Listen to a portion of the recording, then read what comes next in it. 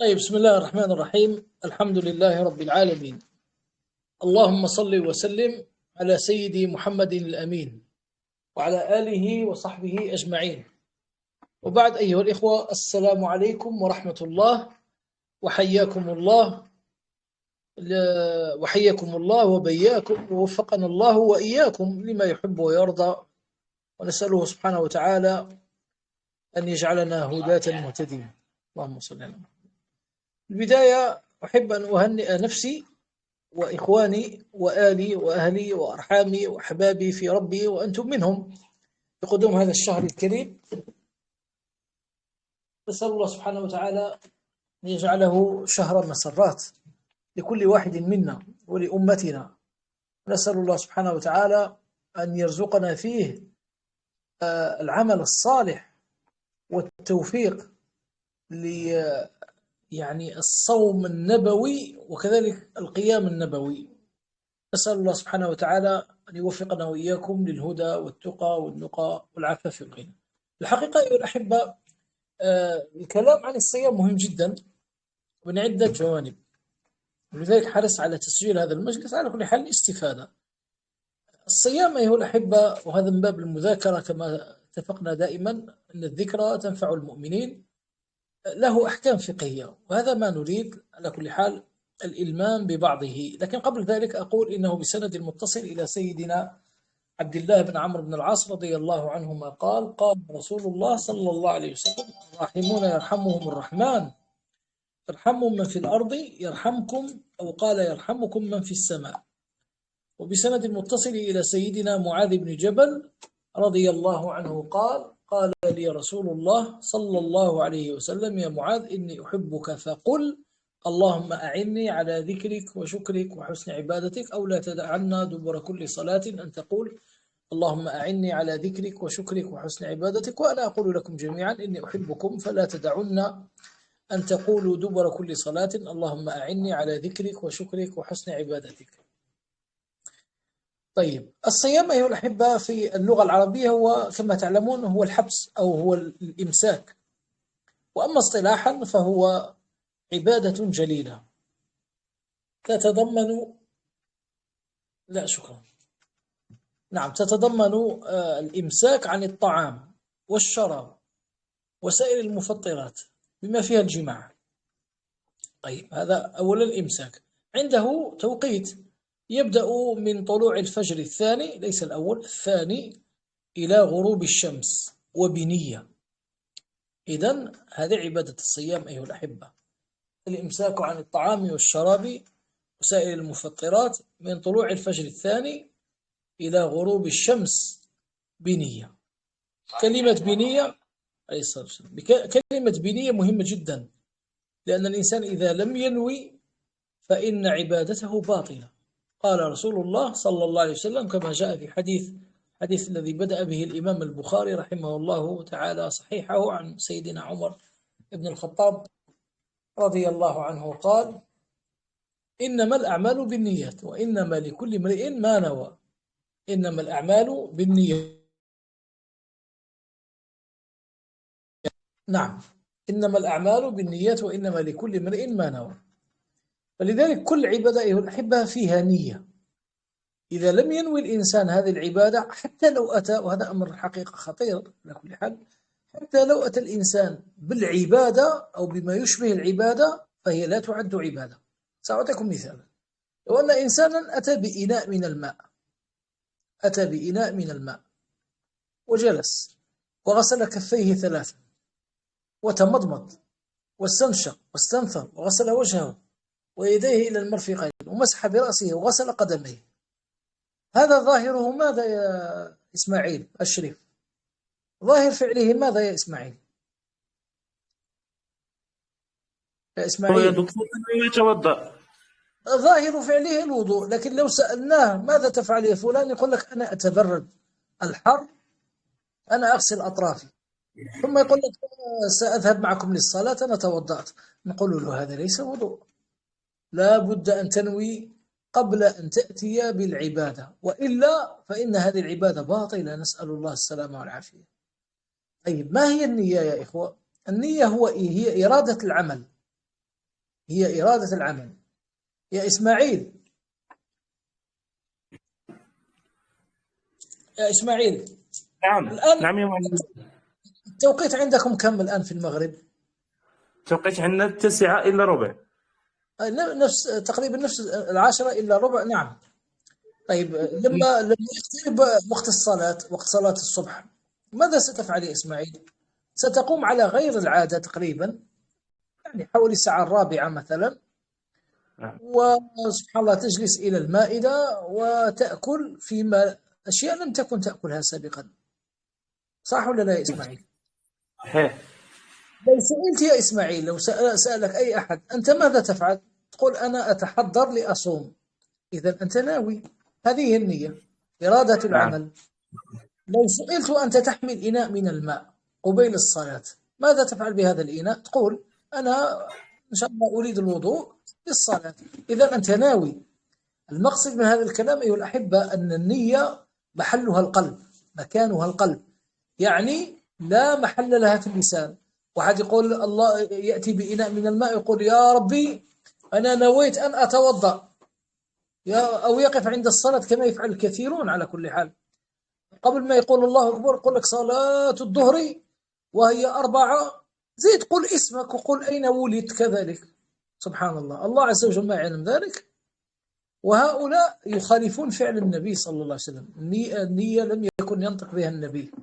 وهؤلاء الذين يفعلون ذلك يقعون في الوسواس، موسوسون، والشيطان قد يتخذهم ذريعة أو وسيلة يعذبهم بالوسواس. بعض الناس يقف سبحان الله في الصلاة، ورأيناهم على كل حال، يقف في الصلاة يعني يأخذ بيديه يا إسماعيل من أذنيه إلى جبهته، يعني يريد أن يكبر تكبيرة الإحرام ثم يعيدها، مثل السيارة التي سبحان الله يحاول الإنسان أنه يشغلها وما تشتغل معه، ويأخذ يديه ثم يعيدهما، يأخذ يديه. أحد الناس كان هكذا سبحان الله، نعرفه على كل حال.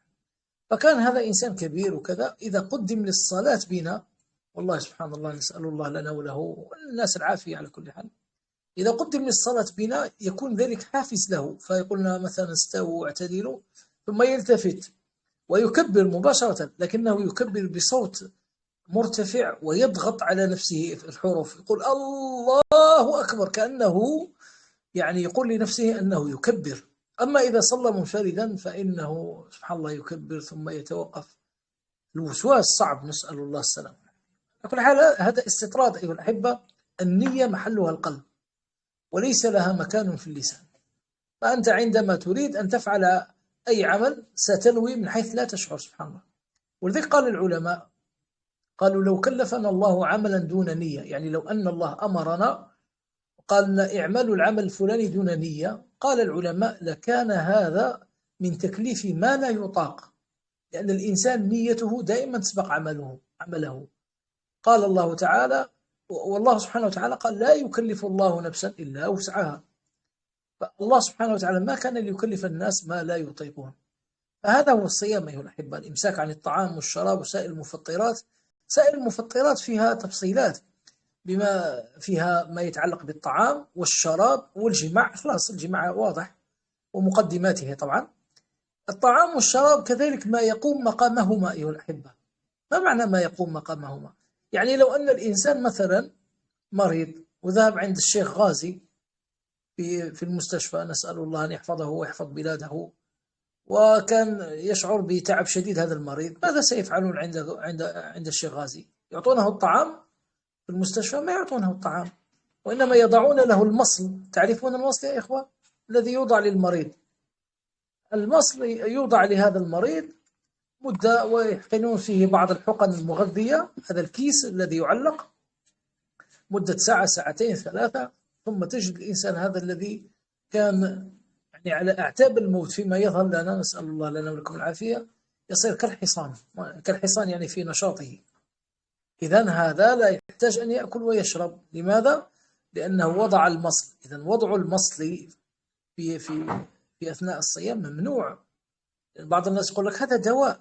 لا، هذا ليس دواء، هذا مغذ، أو كالإبر المغذية حيثما أخذت وحقنت، ما دام أنها إبرة مغذية فإنها تقوم مقام الطعام والشراب فتفسد الصوم. طبعا إلا إذا كان إنسان مريض، أشياء أخرى، نحن نتحدث الوضع الطبيعي. كذلك يمنع على الإنسان أيها الأحبة أن يتسبب في إضعاف نفسه أو جسده، مما يدعوه إلى أنه لابد أن يتناول الطعام. يعني مثلا يمنع على الإنسان من التبرع بالدم إذا كانت كمية كبيرة، فإنها تفسد الصوم. أو إذا كان مثلا سبحان الله سيحتجم، يضع الحجامة، إذا كان ستضعف جسده يمنع من ذلك. طبعا هناك حديث هل هو منسوخ أن النبي صلى الله عليه وسلم احتجم وهو صائم، أو أن هذا نسخ؟ مسألة كبيرة. على كل حال الإنسان القاعدة أنه يبتعد عن كل ما يضعف جسده، إذا الطعام والشراب وما يقوم مقامهما. كذلك من الأمور التي ينتبه إليها الإنسان هي أن يتحرز من الوقوع في الوسواس. سبحان الله، ذهبت ثم عدت إلى الوسواس، لأن العلماء قالوا أن الإنسان لا يفسد صومه إلا بثلاثة أشياء. ثلاث أشياء بسببها سبحان الله تحكم على صومك أنه فسد. قالوا أولا العلم ضده الجهل، والقدرة والاختيار. العلم والقدرة والاختيار فيما أذكر. سبحان الله، عهدي بعيد بهذه الدروس. سبحان الله. فأولا يعني إسماعيل لو جاء مثلا إلى المصل مثلا، سلمه الله وأكرمه، وعمل هذا المصل في المستشفى بعد الشر طبعا عليه وعلى آله وعلى المسلمين، فدخلت عنده وقلت يا إسماعيل ماذا تفعل؟ أنت صائم. قال لي لا أنا صائم، هذا مصل وقالوا لي دواء. يا إسماعيل ربي يهديك، هذا المصل يقوم مقام الطعام والشراب. فإسماعيل طفيت يقول لك والله ما كنت أدري، والله ما كنت أدري. فإسماعيل كان يعلم أو يجهل؟ كان جاهلا، إذا صيامه لا يفسد. كذلك أن يكون ذاكرا. نعم تذكرت الآن، أن يكون ذاكرا. ما معنى يكون ذاكرا؟ يعني لا يكون ناسيا. فإسماعيل مثلا غدا الصيام يبدأ، طبعا 11 من الطعام شراب وكذا. ربما الإنسان اليوم الأول قد يقع في كثير من الأخطاء، فيتذوق، خاصة النساء تتذوق شيئا، يشرب ماء، لولا أن يتذكر أو يذكر فيقال له أنت صائم، فمباشرة سبحان الله تجد الإنسان ينتفض ويلقي ما دخل في فمه. هنا فائدة، لو أن الإنسان أكل أو شرب ناسيا ذاكر يفسد صومه أو لا؟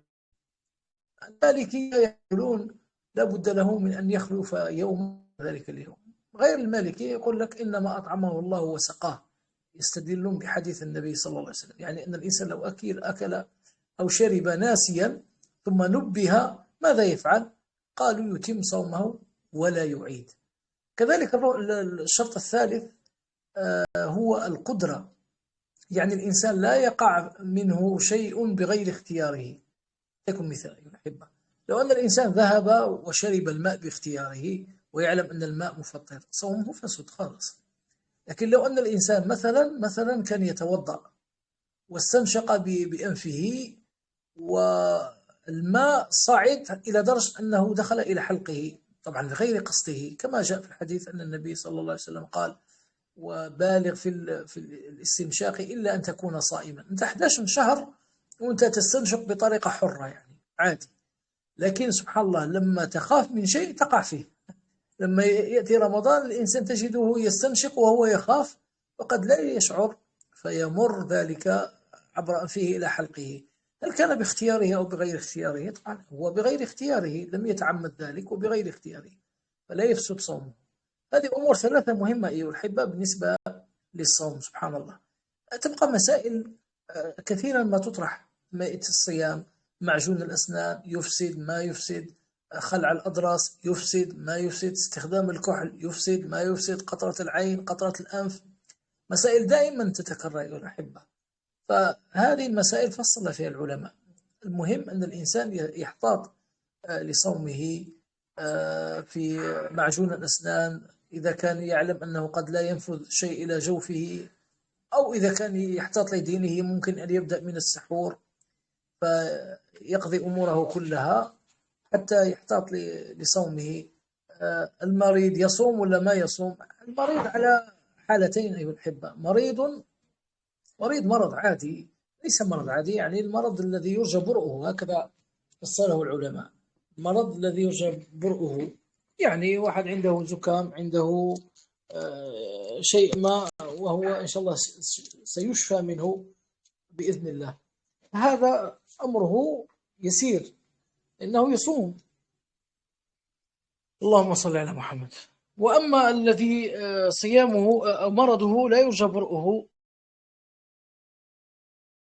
نعم، وأما الذي لا يرجى برؤه، سبحان الله، شكرا شكرا، مع السلامة، نعم، وأما الذي لا يرجى برؤه فإن مرد علاجه، نعم عفوا، مرد فتواه إلى الطبيب، ليس إلى الإمام، إلى الطبيب، فإن الطبيب أعلم بحال المرض وتطوره. فبعض الناس المصابين بالسرطان، نسأل الله لنا ولهم العافية، مثلا إحدى الأخوات في أحد السنوات اتصلت بي، وهي كانت مصابة بهذا المرض، نسأل الله لنا ولهم ولكم وللمسلمين العافية. قالت لي هل أصوم؟ قلت لها الطبيب هو الذي يفتيك. قالت الأطباء يقولون لنا صوموا. سبحان الله، إذن صومي. لو قال الطبيب لا تصم وصمت وتعرضت لمضاعفة معينة، مضاعفات صحية، فأنت آثم، لأنك تعصي الله. كيف تعصي الله؟ الله عز وجل يقول نعم، فاسألوا أهل الذكر إن كنتم لا تعلمون بالبينات والزبر. وهنا قصة على كل حال.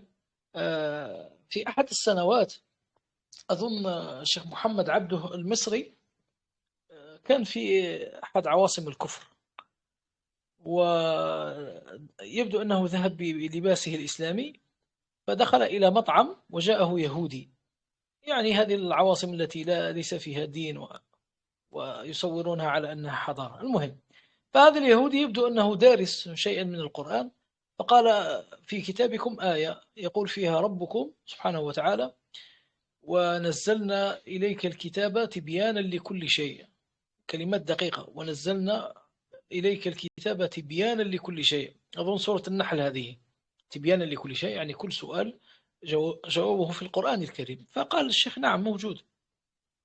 قال أنا أريدك أن تخبرني كيف نصنع هذا الهمبرجر. هذا اليهودي يريد أن يجعل كتاب الله كتاب طبخ.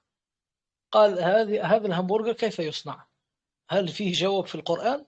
ما رأيكم، فيه جواب ولا ما فيه؟ لو قلنا فيه طلعوه، لو قلنا ما فيه كذبنا الآية. لاحظوا إلى أهمية العلم والفقه، سبحان الله. فالشيخ قال له يوجد، واليهودي طبعا صعق، قال أين يوجد؟ فقال الشيخ قال ادعوا لي صاحب المطعم أو الطباخ الذي يطبخ. فدعي له، فسأله الشيخ قال كيف تصنعون هذا الطعام؟ قال نضع كذا وكذا وكذا وكذا. فاليهودي قال أين الجواب؟ أنا قلت لك من القرآن، لما أقول لك من الطباخ. قال في القرآن يقول ربنا لنا فاسألوا أهل الذكر إن كنتم لا تعلمون، وهذا الطباخ هو أهل الذكر في الطعام. فبهت الذي كفر، سبحان الله. فالطبيب هنا أيها الأحبة هو الذي يعطيك الجواب الدقيق، تصوم أو لا تصوم. طيب مسألة أخرى أيها الأحبة، في قضية السفر، نصوم ولا ما نصوم؟ نصوم ولا ما نصوم؟ المسافر هو في الحقيقة سيد نفسه، سيد نفسه، فإن شاء صام وإن شاء أفطر.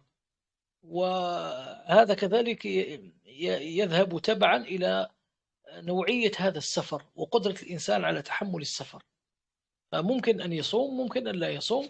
وقد ثبت أن النبي صلى الله عليه وسلم صام ولم يصم، فصام في الحديث الذي قال فيه أحد الصحابة لا أذكر اسمه رضي الله عنه، قال خرجنا، يعني الرجل يصف قال خرجنا مع النبي صلى الله عليه وسلم ربما في غزوة، وطبعا صحراء السعودية ساخنة جدا.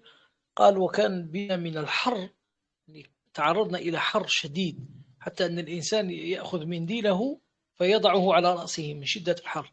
قال وما فينا صائم إلا رسول الله صلى الله عليه وسلم، وأظن عبد الله بن رواحة أظن.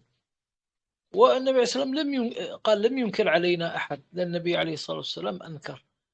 ولكن النبي صلى الله عليه وسلم عاد فأفطر مثلا أظن في فتح مكة، وقال ليس من البر الصوم في السفر. ولما أخبر أن هناك من صام وأغمي عليه قال أولئك العصاة، يعني عصوا أمري. فقضية السفر فيها تفصيل أيها الأحبة، من استطاع أن يصوم فليصوم، ومن استطاع أن يفطر فليفطر، ويقبل الإنسان رخصة الله، لأن الإنسان إذا عمل الرخصة له هدية من الله، فإن ذلك تواضع وتعظيم لله. أما الإنسان يتكبر على الرخص التي وضعها الله، هذه صعبة شوية، نسأل الله العفو والعافية. فالله سبحانه وتعالى كما قال سبحانه: يريد الله نعم، يريد الله ليخفف عنكم، يريد الله ليخفف عنكم. الآية الأخرى: يريد الله بكم اليسر ولا يريد بكم العسر ولتكملوا العدة ولتكبروا الله على ما هداكم ولعلكم تشكرون. فسبحان الله، تبقى مسألة يعني مهمة، بها نختم. على كل حال، أسف ربما أطلت عليكم قليلا ولم يكن هذا سبحان الله متوقعا. اللهم صل على محمد. ما هي فائدة الصيام؟ لو سئل الإنسان ما هي فائدة الصيام، لماذا شرع الله الصيام في رمضان، ستأتيك عشرات الأجوبة من الناس المخلصين الطيبين، إن شاء الله أنتم منهم. يقول لك للإحساس بالفقراء والجوع كأهلنا في غزة وفي سائر بلاد الله المستضعفين، نسأل الله أن ينصرهم ويطعمهم. وبعضهم يقول لك حتى يعني الإنسان يعود نفسه على البذل والعطاء، فيعطي من ماله للفقراء.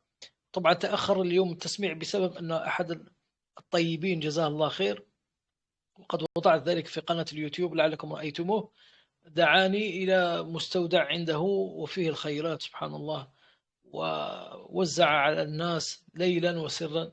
جزاه الله خير، جزاه الله خير، جزاه الله خير. فتجد هذه الأجوبة. الحقيقة هذه الأجوبة كلها دقيقة وصحيحة، لكن الجواب الأول، هناك جواب يأتي دائما أولا أيها الأحبة: ما هي الفائدة التي لأجلها شرع الصيام؟ قال لك، وهذا كلام شيخنا ابن عثيمين رحمه الله، وهذه عبارة جميلة جدا جدا جدا جدا جدا، لو استطاع الإنسان أن يكتبها في قلبه فسبحان الله ويطبقها على سائر العبادات، فإنه سينال إن شاء الله خيرا كثيرا. تدرون ماذا قال الشيخ؟ قال تعويد النفس، تعويد نفسنا هذه، تعويد النفس على ترك المحبوب. ما هو المحبوب أيها الأحبة؟ الطعام والشراب والمفطرات الحلال يعني. تعويد النفس ترك المحبوب، ابتغاء مرضات المحبوب اللي هو رب العزة والجلال. فيكون صومك يا إسماعيل في هذا الحر أو في هذا البرد تترك الطعام والشراب والمباحات تعظيما لله سبحانه وتعالى. ستفعل ذلك 30 يوما، وهنا أثر تراكمي سيظهر، خاصة إذا كان نية الإنسان واضحة وعقله يعي ما يفعل. الإنسان سبحان الله مع مرور الوقت سيزداد تعظيمه لأمر الله سبحانه وتعالى. يبقى إنسانا على كل حال، ناقصا ضعيفا مخطئا خطاء، لكنه يتوب إلى الله عز وجل، وعنده في يده سبحان الله نور يهديه ربي إليه، ويصير يعظم أمر الله. من عظم أمر الله نجا، ومن نجا فهو من أهل الجنة بإذن الله. نسأل الله سبحانه وتعالى أن يجعلنا وإياكم منهم. فهذه كلمات حقيقة أحببت أني أشاركها مع الإخوة والأخوات. وسبحان الله، الناس تجتمع على أي شيء في هذا الزمان، وأنتم تجتمعون على كتاب الله، على سنة رسول الله. يعني أنا لا أريد أن أطيل، ولكن أحد الناس مرة ضرب لي مثالا جميلا جدا. قال لي: لو كان أبوك، يعني أبي، لو كان أبوك يريد أن يأتي بشخص ليدهن البيت، يغير ألوان البيت، قال لي: هل يأتي بأي أحد؟ قلت له: لا. قال لي: البيت فيه يعني خصوصيات، وفيه ربما أمك والنساء والأم التي ما نحب أن يطلع عليها أحد، عندكم كذا وعندكم كذا. قال: لا بد أن يأتي بأولا شخص أمين، وثانيا يكون يعني متقنا لصنعته، ولا يأتي فقط من الشارع. قال: أي أريد دهانا، قال: تعال وادخل. لا، لابد أن يبحث عن الأمين وفي نفس الوقت الماهر. قال: إذا أبوك هو الذي اختار؟ الجواب: نعم، ولله المثل الأعلى. الله هو الذي يختار من يأتي به إلى هذه المجالس. طبعا ليس شرطا هذه المجلس في هذه القناة، يعني كل مجلس يذكر فيه ربي سبحانه وتعالى، سواء في المسجد أو عبر الأثير أو عبر هذه الوسائط، الله عز وجل يختار الناس. لو تدخلون إلى بعض الوسائط تجد العجب، تجد عشرات الآلاف أو مئات الناس أو آلاف يجتمعون على أشياء تافهة، حتى مسميات الغرف تافهة، تعارف زواج في الغرف، وأتوا البيوت من أبوابها، حديث، شباب وبنات كذا، الشباب من مدينة كذا، وإذا دخلت إليهم تجدهم يتحدثون أي شيء، أي شيء. فأنتم الله عز وجل جمعكم في هذه المجالس، في هذه الأماكن، تذكرون الله سبحانه وتعالى، تصلون على رسول الله صلى الله عليه وسلم، تقرؤون كتاب الله، ماذا تريدون أكثر من ذلك؟ وقد قال النبي صلى الله عليه وسلم: إن لله أهلين من الناس. أهلين يعني خواص، خواص من الناس، يعطيهم قبل أن يعطي غيرهم، وينصرهم ويسترهم ويتودد إليهم هم أولا، وهو غني عن الجميع سبحانه وتعالى. إن لله أهلين من الناس. قالوا: من هم؟ لأن الصحابة كانوا أفضل الناس وأحرص الناس على الخير. قالوا: من هم؟ لأنهم يريدون أن يكونوا منهم. إن لله أهلين من الناس. قالوا: من هم؟ قال: أهل القرآن، هم أهل الله وخاصته. وأنتم تقرؤون القرآن، تجلسون هذه الساعات، ومنكم من يقرأ في بيته مع أهله مع ولده. إذن حق لنا أن نطمع أن نكون منهم، وما ذلك على الله بعزيز. أهل القرآن هم أهل الله وخاصته. نسأل الله سبحانه وتعالى أن يجعلنا من أهل القرآن وخاصته.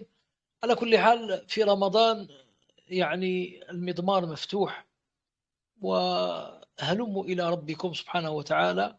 لا تقتصروا فقط على هذه القناة، إذا وجدتم سبحان الله قنوات أخرى فيها ختمات فهلموا إليها، وحاول أن تشارك ولو بصفحة هنا، فإنك تنسى، لكن الله الرب عز وجل لا ينسى، بل يسجل إحسانك كله. فسبحان الله، نسأل الله سبحانه وتعالى أن يوفقنا وإياكم، وأن يجعل هذا الشهر الكريم يعني فرصة لنعود النفس على ترك المحبوب ابتغاء مرضات المحبوب، هو الله جل جلاله عز نواله. نسأل الله سبحانه وتعالى أن يتولانا بما يتولى به عباده الصالحين، وأن يتولى عباده المستضعفين في كل مكان، ويتولاهم وينصرهم ويسترهم. اللهم لا تدع لنا في هذا المقام ذنبا إلا غفرته، ولا هما إلا فرجته، ولا دينا إلا قضيته، ولا مبتلا إلا عافيته، ولا حاجة من حوائج الدنيا والآخرة هي لك رضا ولنا فيها صلاح إلا أعنتنا على قضائها ويسرتها بلطف منك وعافية. نسأل الله سبحانه وتعالى أن يوفقنا في رمضان، في ليله ونهاره، في سره، في سرنا وجهارنا، على طاعة ربنا سبحانه وتعالى، وأن يجعل عملنا خالصا لوجهه الكريم. اللهم صل على محمد وعلى آل محمد صلى الله عليه وسلم.